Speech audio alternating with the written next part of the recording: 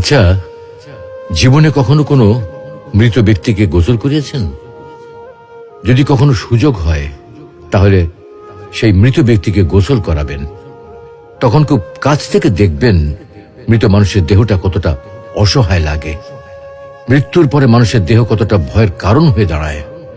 সুযোগ পেলে রাতে লাশটা পাহারা দেবেন, তখন বুঝতে পারবেন প্রিয় মানুষটার লাশ রাতের বেলায় আপনার কাছে কতটা অদ্ভুত লাগে, কতটা ভয়ের কারণ হয়ে ওঠে, কতটা আতঙ্কের কারণ হয়ে যায়। সুযোগ পেলে মৃত ব্যক্তির শরীরে একটু হাত লাগিয়ে কিছুক্ষণ তার স্পর্শ নেবেন। আপনি তখন উপলব্ধির সুযোগ পাবেন এই পৃথিবীতে বিশাল প্রভাব প্রতিপত্তি মৃত্যুর পরে কতটা নির্যাতনের রূপ নেয়। সুযোগ পেলে আপনজনদের লাশ কবরে নামাবেন খুব আগ্রহ নিয়ে। শেষবারের মতো মৃতদেহের মুখটি একবার দেখার চেষ্টা করবেন এবং বারবার উপলব্ধি করার চেষ্টা করবেন এই মৃতদের সাথে অনন্তকালের যাত্রার পথে এটাই আপনার জীবনের শেষ দেখা।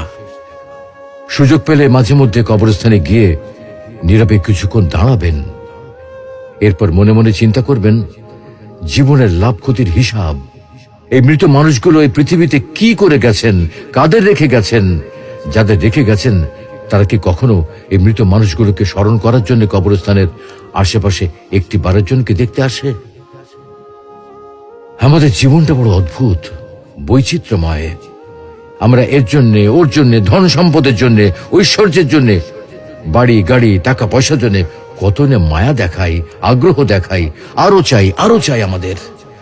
অথচ এই জীবনে আমরা মৃত্যুর কথা না ভেবে, পরকালের জবাবদিহির কথা না ভেবে কিভাবে আরো সম্পদ অর্জন করতে পারি সেই চিন্তায় বিভোর থাকি।